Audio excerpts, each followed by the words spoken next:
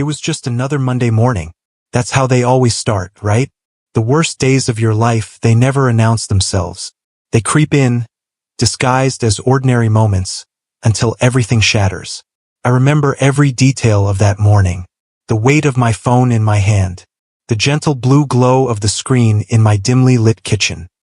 The sound of Minji coughing from her bedroom. My daughter.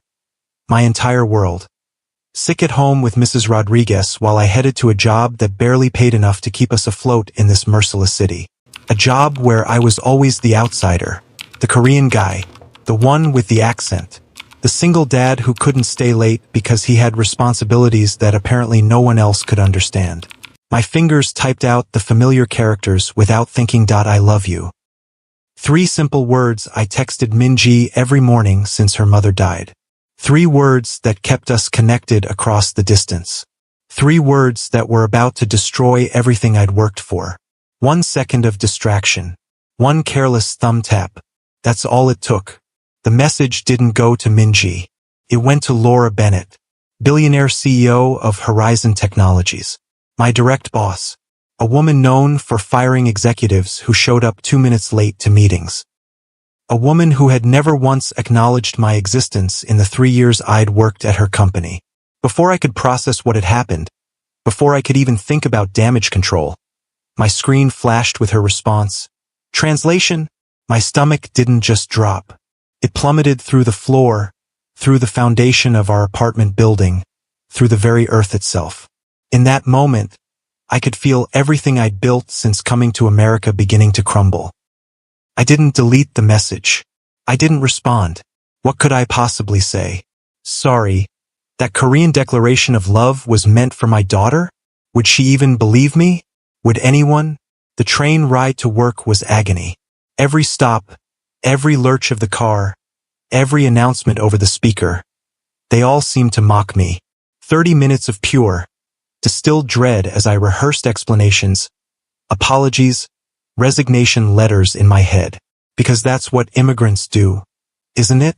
We prepare for the worst. We expect to be misunderstood. We know that one mistake can cost us everything. The office was its usual hive of activity when I arrived. The sleek open floor plan that Americans love so much, where privacy goes to die and every conversation becomes public property. I kept my head down as I walked to my desk, feeling eyes track my movement across the floor. Did they know already? Had she told someone? Was I already the punchline of some joke I hadn't heard yet? I had barely logged into my computer when I heard it. The distinctive ping of the executive elevator. The sudden hush that fell over the office like a blanket of snow. The sharp click of heels against polished concrete floors. Laura Bennett never came to our floor before noon. Never. It was an unwritten rule, almost a superstition among the staff. Mornings were safe. Mornings were sacred. Until that day. I didn't turn around. Couldn't. But I could feel her presence moving across the floor, cutting through conversations, commanding attention without saying a word. The clicking grew louder, closer, then stopped. Right behind me, the perfume hit me first. Something expensive and subtle. Not floral or sweet, but complex and assertive, like its wearer. Then came the silence, so complete I could hear the air conditioning humming through the vents. I could feel 40 pairs of eyes burning into my back, watching, waiting. When she spoke, her voice was low, controlled, deliberate. Mr. Park. I turned slowly, my chair creaking in protest. Laura Bennett stood beside my desk, 5 feet 10 inches of immaculate power in a tailored black suit. Her gold earrings caught the light as she tilted her head. Those eyes, dark and penetrating, studied me like I was a complicated piece of code with an error she couldn't quite locate. Ms. Bennett, I managed to say, my accent suddenly thicker under pressure, the way it always got when I was nervous. Another betrayal from my own body. She leaned down then, close enough that no one else could hear, close enough that I could see the flecks of amber in her eyes, close enough that everyone watching would have something to talk about for weeks. Repeat yourself, she whispered. Not what did that message mean? Not was that inappropriate text meant for me? Just repeat yourself. as if she was daring me, testing me. My throat closed. My palms went slick with sweat. The fluorescent lights suddenly seemed too bright, too harsh. I couldn't speak, couldn't breathe, couldn't think of anything except Minji at home with her fever, and the 6 months of savings in my account that wouldn't be enough if I lost this job.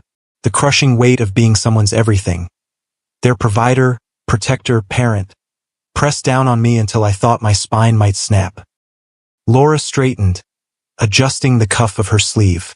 "My office. 4 o'clock," she said, loud enough for nearby ears to catch. Then she was gone, striding back toward the elevator, leaving destruction in her wake like some corporate hurricane. The whispers began before she even reached the elevator. I faced discrimination before.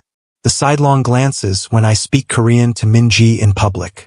The exaggerated surprise when my English is fluent. The way people repeat themselves unnecessarily or speak louder, as if volume will bridge the cultural gap they assume exists. But this was something new. This was like being dissected alive. Trevor Reynolds was the first to strike. He didn't waste any time. Barely waited for Laura to disappear before slithering over to my desk, his designer shoes squeaking slightly against the floor. Trevor. Yale MBA, third-generation wealth, the kind of American who believes his success is entirely self-made despite the silver spoon permanently lodged in his mouth. "So, Jean Ho," he said, drawing out my name with mock familiarity. "What was that about? Private meeting with the big boss?" His smile never reached his eyes. It never did. "Work-related," I said, turning back to my computer. The lie tasted bitter. "Sure it is," Trevor smirked, perching on the edge of my desk uninvited. "You know, some of us have been trying to get FaceTime with Laura for months. Yet here you are, getting personal visits and private meetings. Interesting coincidence, wouldn't you say?" The implication hung in the air between us, ugly and poisonous. I said nothing. My jaw clenched so tight I could feel a headache beginning to pulse at my temples. "Must be nice having the CEO's special attention," he continued, raising his voice just enough to ensure others would hear. "Some of us actually earned our positions the American way. The American way. As if I hadn't worked twice as hard for half the recognition since arriving in this country. As if my engineering degree and years of experience were charity tokens handed to me for diversity points. As if being a widowed immigrant raising a child alone while navigating a foreign culture was somehow the easy path. The rage that surged through me was sudden and violent. In Korea, I would never have spoken to a colleague with such disrespect. I would never have implied something so crude about someone's professional relationships. The difference in workplace cultures had never felt so stark, so jarring. But I said nothing, did nothing, because immigrants learn early. Your anger is not allowed. Your pain is not welcome. Your dignity is a luxury you cannot always afford when you have mouths to feed. So I swallowed it down, that burning coal of rage and humiliation, and let it settle in my stomach where it could slowly burn a hole through me. By lunchtime, the rumors had metastasized. I could feel them spreading through the office like a virus, mutating, growing stronger with each retelling. I sat alone in the break room, mechanically eating the kimbap I'd prepared at 5:30 that morning while Minji still slept. The conversation at the table behind me cut off abruptly when I entered, then resumed in theatrical whispers. Korean guy, texting the CEO, probably trying to sleep his way up. She actually went to his desk. Each fragment reached me as intended. Each word a small blade sliding between my ribs with surgical precision. Americans have elevated gossip to an art form, I've noticed. The casual cruelty, the plausible deniability, the performance of concern that masks the hunger for someone else's downfall. I checked my phone. A text from Mrs. Rodriguez. Minji's fever is down. She ate a little soup. Asking when Dad is coming home. Home. The word hit me like a physical blow. Our small 2-bedroom apartment wasn't much by American standards. The paint was peeling in the bathroom. The kitchen appliances were older than Minji. The neighbors argued loudly in Spanish at all hours. But it was ours. It was safe. It was the place where Minji didn't have to straddle cultures.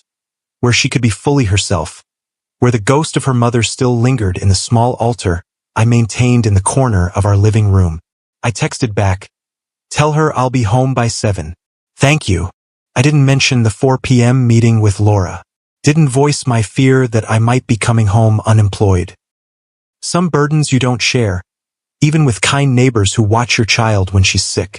I'd barely put my phone down when an email notification appeared on my screen. The quarterly project review had been moved up. Instead of next week, it was happening today. In 30 minutes. With Trevor leading the discussion. The universe has a cruel sense of humor sometimes. The conference room was already half full when I arrived, printouts of my project specs clutched in my sweating hand. Trevor stood at the front, talking animatedly to our department head, his body language radiating confidence and ease. He glanced up when I entered, a flash of something predatory crossing his face before he masked it with professional courtesy. "Ah, Jin-ho. Just in time. We were just discussing some concerns about your section of the project." Of course they were. I took a seat as Trevor launched into his presentation, my stomach churning with dread. I'd worked on this project for months. Logged extra hours, debugged critical sections, improved performance metrics across the board. The code was solid. I knew it was solid. But Trevor knew something I didn't fully appreciate until that moment. In America, perception often matters more than reality. Style over substance. Confidence over competence. And he had weaponized this cultural insight against me with surgical precision. If you look at page 17 of Jin-ho's documentation, Trevor was saying, his voice laden with false concern, "You'll notice some inconsistencies in the approach. The methodology seems unconventional." Unconventional. The word hung in the air like an accusation. Like foreign. Like not one of us. "I'm not saying it doesn't work," he continued magnanimously. "Just that it introduces unnecessary complexity. It's not how we typically do things here at Horizon." Here, at Horizon. In America, the subtext was deafening. I opened my mouth to defend my work, to explain that my approach actually simplified the process, that the benchmarks proved it was faster, more efficient. But Trevor smoothly cut me off, moving to the next slide before I could speak. For 20 excruciating minutes, he systematically dismantled my contribution, highlighting minor issues while ignoring major improvements, questioning decisions without allowing me to explain my reasoning. All with the same concerned expression, as if he were genuinely trying to help rather than destroy. By the time the review ended, my professional reputation lay in tatters. Colleagues who had previously respected my work now looked at me with doubt. My department head made notes about revisiting my section of the project. And Trevor looked like a man who had identified a problem and heroically brought it to light. I walked back to my desk in a fog, the familiar weight of being misunderstood, of being other, pressing down on me until it was hard to breathe. This wasn't just about the text anymore. This was about belonging, about worthiness, about whether there was really a place for someone like me in this glass and steel American dream. My phone buzzed again. Unknown number. I opened it with trepidation. Playing the immigrant card with the CEO? Everyone knows. Pathetic. I stared at the screen, my hand trembling slightly. Anonymous harassment now. The final indignity. I deleted the message, set my phone face down, and tried to focus on fixing the issues Trevor had so helpfully identified in my work. But the characters on my screen blurred and shifted as hot tears of frustration pressed against my eyelids. I didn't cry. Men don't cry in Korean culture. Fathers definitely don't cry. But God, how I wanted to in that moment. How I wanted to scream, to rage, to demand justice in a language that would never sound authoritative coming from my mouth. Instead, I worked, silently, diligently, the way I always had, the way I'd been taught. Head down, emotions controlled, excellence as my only defense against prejudice. The hours crawled by. 3 o'clock came and went. 3:30. 3:45. Each minute bringing me closer to whatever reckoning awaited in Laura Bennett's office. 3:55. I stood, straightened my tie, and walked to the elevator. I could feel eyes following me, speculation hanging in the air. The corporate vultures were circling, waiting to pick apart whatever remained of my career after this meeting. Laura's executive suite occupied the entire top floor of the building. I'd never been there before. Few people below VP level ever had. The elevator required a special key card to access it. One that had been messengered to my desk 20 minutes earlier without explanation. The doors opened onto a reception area that was more art gallery than office. Minimalist furniture, abstract sculptures, floor-to-ceiling windows offering panoramic views of the city. A city that had never really felt like mine, even after 3 years. A city that Minji called home because she knew no other, but that still felt foreign to me in ways I couldn't articulate.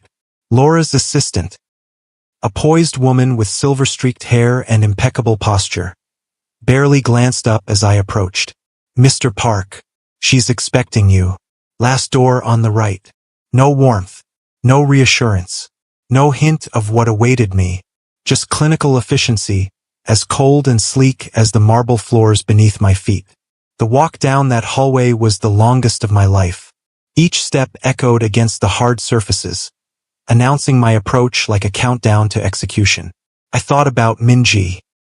About how I would explain to an 8-year-old that we might have to move again, start over again because Daddy made a mistake. Because Daddy didn't fit in. Because Daddy couldn't navigate the invisible rules that seemed so obvious to everyone else. Laura's office door was open. She sat behind a glass desk that looked like it was floating above the skyline, the late afternoon sun casting her in silhouette. Power positioning.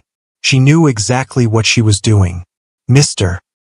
Park," she said without looking up from her tablet. "Close the door and take a seat."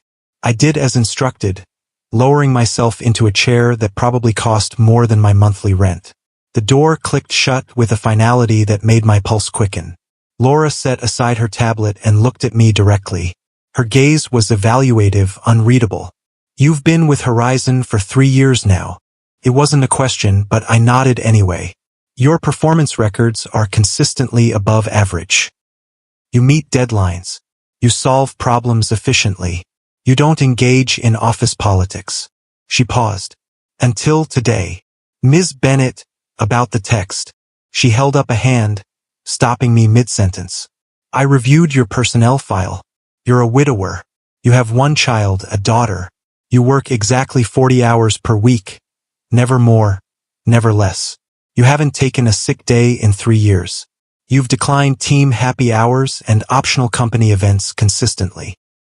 Each statement felt like an accusation, though I wasn't sure of what. Being too perfect an employee? Not being social enough? Having a life outside these walls? "The text message," she continued, her voice betraying nothing. "사랑해요. What does it mean exactly?"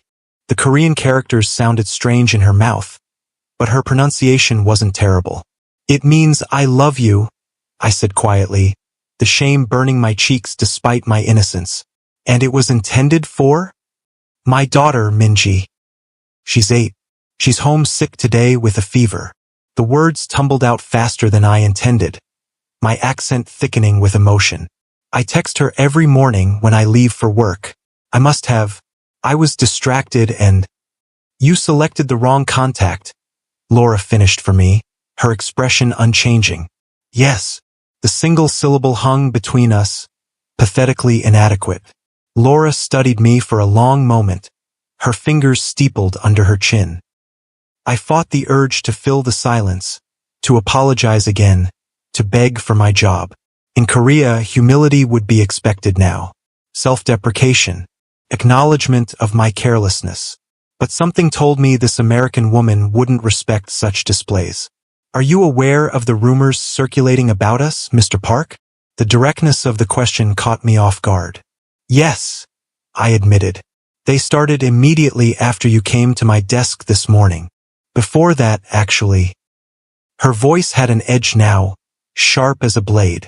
"They started last week when you were assigned to the Nakamura account instead of Trevor Reynolds." I blinked in confusion.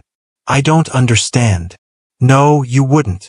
For the first time, something like emotion flickered across her face. Irritation, perhaps, or disappointment.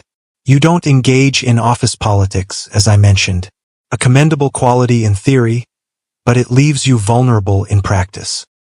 She stood abruptly and walked to the window, her back to me as she gazed out at the city.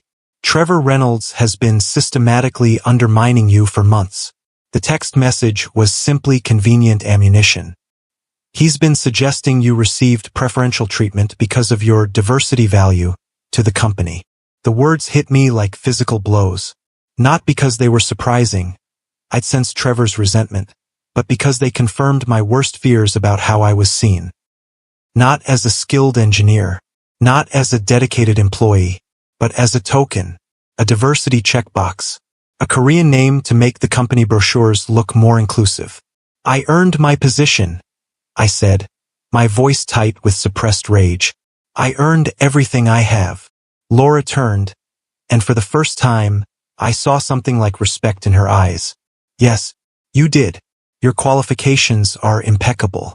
Your work is excellent. That's why you got the Nakamura account. Because you speak Japanese as well as Korean and English, and because your coding is superior to Reynolds. Not because of some misguided diversity initiative. The validation should have felt good. Instead, it just underscored how completely my achievements had been dismissed and devalued by others. How invisible my efforts had been. How the color of my skin and the accent in my voice had somehow negated years of education and experience in the eyes of people like Trevor. The rumors, Laura continued, moving back to her desk, are damaging to both of us. To you, obviously, but also to me and to this company. They suggest I make decisions based on inappropriate personal connections rather than merit. They undermine my authority and judgment. I nodded, understanding completely. This wasn't about me. It was about her. About the company. About American corporate politics and power dynamics I would never fully grasp. I've called an all-staff meeting for tomorrow at 2 p.m., she said, her tone shifting to something harder, colder. I will address this directly, publicly, with consequences for those who continue to spread malicious gossip. The prospect of public humiliation, of having my personal mistake broadcast to the entire company, made my stomach clench. In Korean culture, such public confrontation would be unthinkable. Problems were handled privately, discreetly, with face saved on all sides. But this wasn't Korea. And Laura Bennett wasn't Korean. Is that really necessary? I asked before I could stop myself. Laura's eyebrow arched slightly. Yes, Mr. Park, it is. American workplace culture responds to clear boundaries and public consequences. Gossip thrives in shadows. We're going to drag it into the light and watch it wither. I wanted to protest further, to explain how this would only make me more of an outsider, more of a spectacle. But the set of her jaw told me it would be pointless. The decision was made. Now, she said, her tone softening fractionally. Tell me about your daughter. Minji, was it? The sudden shift disoriented me. Yes, Minji. She's 8. And her mother? Your wife. The familiar ache bloomed in my chest. She died. 3 years ago. Cancer. That's why we moved to America. For a fresh start. Laura nodded slowly, something unreadable passing across her face. My father raised me alone after my mother died. I was 10. The revelation was unexpected, personal, a glimpse behind the corporate armor she wore so effectively. It wasn't easy for him, she continued, her gaze distant now. Black man, single father, working 3 jobs in the 1980s. No family support. No understanding from employers when I got sick or had school events. I remained silent, sensing she rarely shared these details, unsure why she was sharing them with me. He never missed a parent-teacher conference. Never missed a doctor's appointment. He worked from 4 a.m. until midnight most days. But somehow, he was always there when it mattered. A ghost of a smile touched her lips before vanishing. People underestimated him constantly. Assumed he couldn't be both provider and nurturer. Assumed his priorities were wrong when he put me first. The parallels weren't subtle. She was seeing her father in me, recognizing a shared struggle across cultural differences. Horizon will be implementing new policies beginning next month, she said, her businesslike tone returning abruptly. Flexible hours for parents. Remote work options for family emergencies. Anti-harassment protocols with actual teeth. I blinked at the sudden shift back to professional matters. That's good. I'd like you to join the committee overseeing these changes. Your perspective would be valuable. It wasn't a request. It was a statement, a declaration of trust, maybe, or at least professional respect. More than that, it was visibility. A seat at a table I hadn't even known existed. I would be honored, I said carefully, still uncertain where this conversation was heading. Laura nodded once, decisively. Good. The meeting is at 2 p.m. tomorrow. Be there early. I stood, recognizing the dismissal. Thank you, Ms. Bennett. She was already looking back at her tablet. Attention shifted elsewhere. But as I reached the door, she spoke again. Mr. Park. I turned. Tell Minji she has a father to be proud of. Not many people have that kind of dedication. The words hit me with unexpected force. Pride from this formidable woman was clearly a rare commodity. But more than that, it was acknowledgement of my struggles, of my sacrifices, of the invisible labor of parenthood that went unrecognized in corporate America. I will, I said, my voice rougher than I intended. Thank you. I left her office with my job intact and something more precious. Dignity. The walk back to the elevator felt different. Lighter. The marble floors no longer cold and unwelcoming but simply floors. The art no longer intimidating but simply art. I had been seen, really seen, perhaps for the first time since arriving in America. The next morning arrived with a weight of anticipation. I dropped Minji at school. Her fever gone but a lingering cough keeping her voice raspy, and headed to the office with a strange sense of calm. Whatever happened at the 2 p.m. meeting, I knew now that my position was secure. That Laura Bennett had seen value in my work, in my perspective, in my difference. The office hummed with speculation when I arrived. Whispered conversations cut off abruptly as I passed. Eyes followed me across the floor. But there was something new in the air, uncertainty. The rumor mill had caught wind of the mandatory meeting, sensed a shift in the winds. The vultures weren't so sure about circling anymore. Trevor avoided me completely, his usual smirk replaced by a tight, nervous expression. He knew something was coming.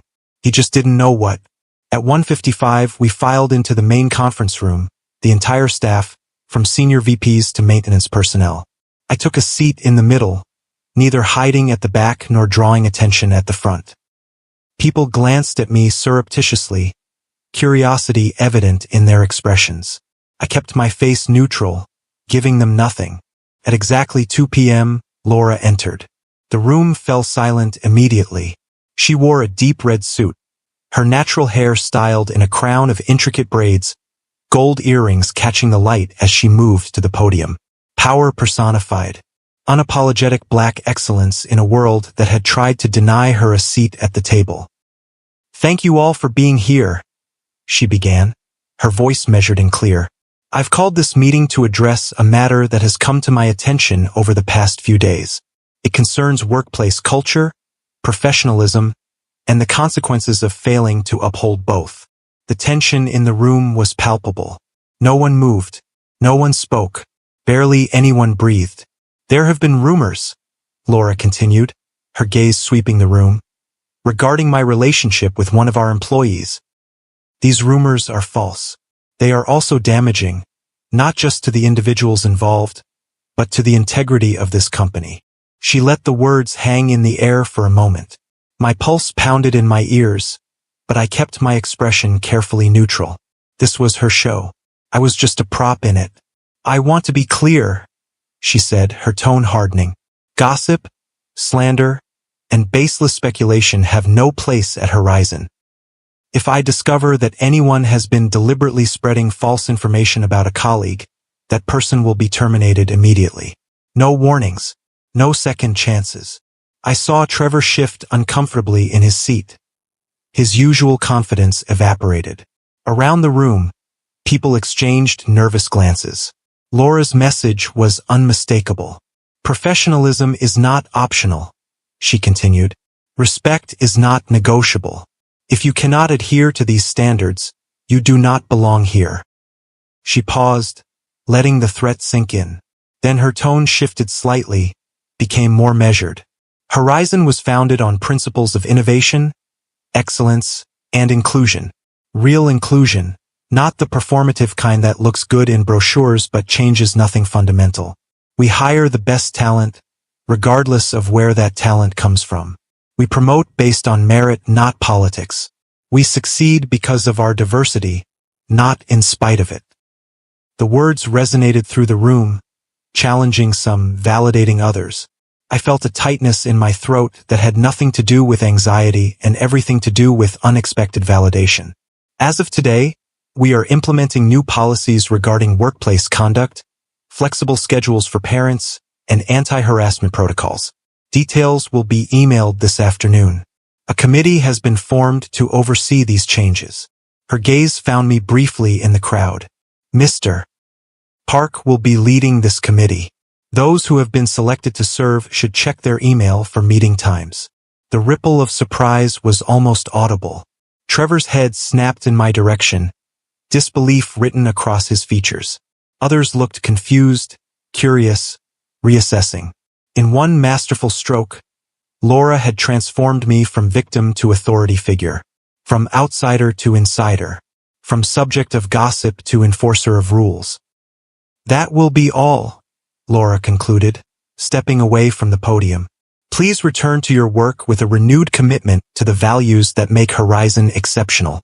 She left without another word, the click of her heels against the floor punctuating her exit. For a moment, no one moved. Then slowly, people began to stand, to file out, to process what had just happened. I remained seated, letting the crowd thin before I stood. A few people nodded to me as they passed. Others avoided my gaze. Trevor was among the first to flee, his face flushed with anger or embarrassment or both. When the room had emptied, I finally stood and walked back to my desk. The atmosphere had shifted. The whispers had stopped. The stares had ceased. Something fundamental had changed, not just in how others saw me, but in how I saw myself in this American corporate landscape. 2 weeks later, the new policies were fully implemented. Trevor had been transferred to another department. A lateral move that was punishment disguised as opportunity. The committee I led had already made substantial recommendations about flexible scheduling and remote work options, most of which Laura approved without revision. More importantly, I could now leave at 3 p.m. twice a week to take Minji to her checkups, making up the hours remotely after she went to bed. I could work from home when she was sick. I could attend her school events without apologizing or explaining or feeling like I was failing as an employee because I refused to fail as a father. The text that had almost destroyed my career had, ironically, transformed it instead.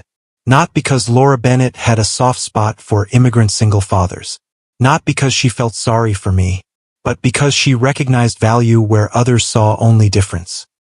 Because she understood that diversity wasn't just about hiring people who looked different, but about changing systems to accommodate different needs, different perspectives, different strengths. One evening, as Minji and I ate dinner in our small apartment, she looked up from her plate with those serious eyes that sometimes made her seem older than her years.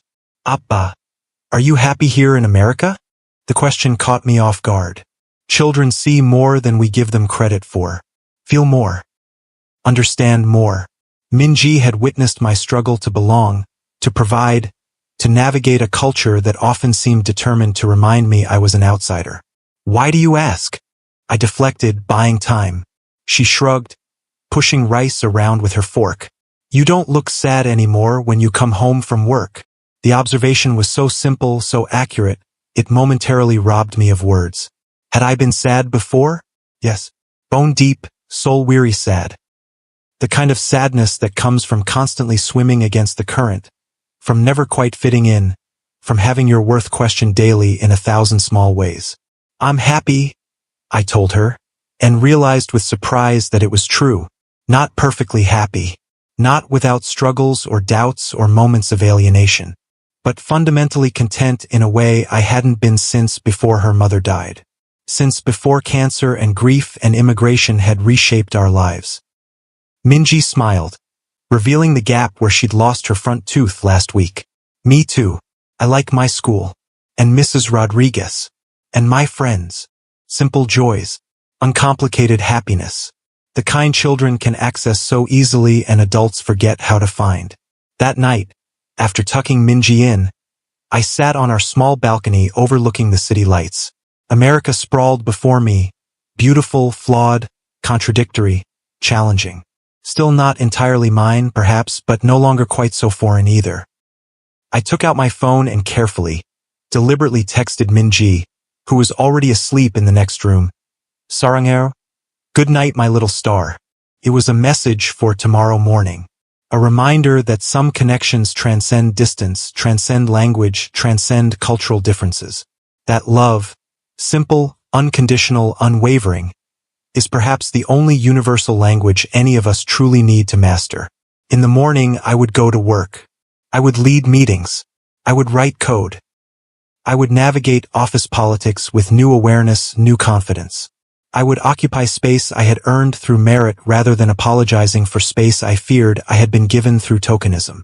And I would remember what Laura Bennett had taught me, perhaps without intending to, that sometimes the most revolutionary act isn't fighting the system from the outside, but changing it from within.